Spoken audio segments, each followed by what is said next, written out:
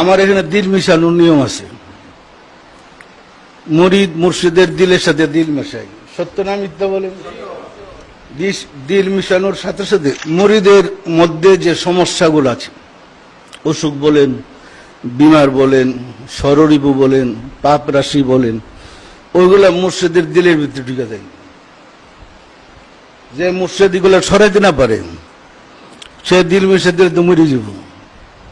একজন মানুষের ওজন বহন করতে সক্ষম না, আর যদি হাজার হাজার কোটি কোটি মানুষের দিল মিশানো মিশাই, এই মানুষটা সুস্থ থাকবে কিভাবে? একসময় হযরত ওয়াজেদ আলী রহমতুল্লাহ, শাহ এনায়েতপুরী রহমতুল্লাহ, ওয়াজেদ আলী রহমতুল্লাহ মুরিদ ছিলেন। তো দরবারে গেছেন, পরে উনি অল্প বয়সে, বাচ্চা বয়সে গেছিলেন। তো এনায়েতপুরী হুজুর উনাকে খুব মহব্বত করতেন, ভালোবাসতেন। এক সময়কার কথা, এক সময়ের ঘটনা হইল,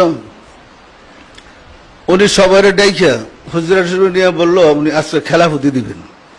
ওনার মুরিদদের মধ্যে যারা সবক দেয় তাদের মধ্যে খেলাফতি দিবেন। কে কে খেলাফতি নিবেন আসেন। উনি দুনিয়া থেকে বিদায় নেওয়ার সময় হয়ে গেছে।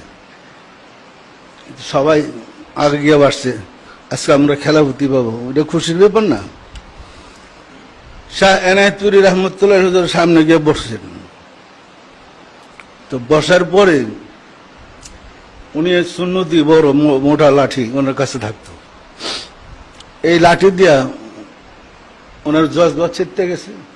আল্লাহর শান সম্বন্ধে যখন আলোচনা করতেছে, ওনার হঠাৎ জজবা হয়ে গেছে।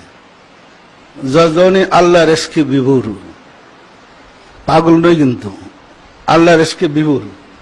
যখন ওই আল্লাহর এসকে বিভোর হয়েছে, তখন সুস্থ থাকতে পারে না মানুষ, বেহাল বেকারের হয়ে পড়ছে।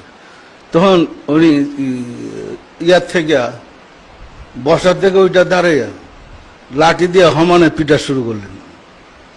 ভাগ্যক্রমে শাহ এনায়েতপুরী হুজুর সামনে বসছে।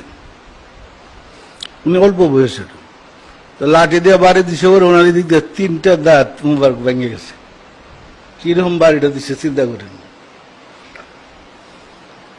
কিছুদিন পরে পড়ে গেছে, পরে উনি, এরপরে ওনার ছেলে দেখে যে সব বেড়া বুড়া ভেঙ্গা, অন্য যুদ্ধ খেলাফতি নিতে আসছিল, সব দৌড়ে পালাইছে।